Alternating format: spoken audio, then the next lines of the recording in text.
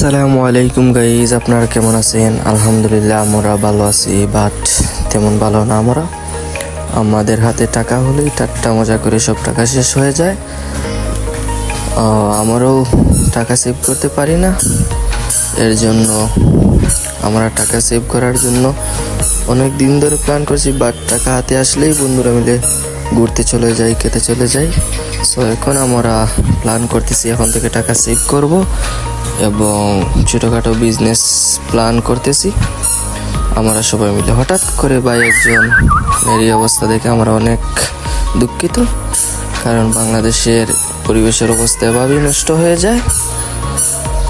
So আমরা আবার চলে গেলাম, আমরা প্ল্যান শেষ করে এখন বন্ধুর বাসায় নাস্তা করতেছি। আপনাদের সাথে আগামী পর্বে দেখা হবে, আমাদের প্ল্যান কি হলো। আপনারা আমাদের সাথে থাকবেন। আসসালামু আলাইকুম।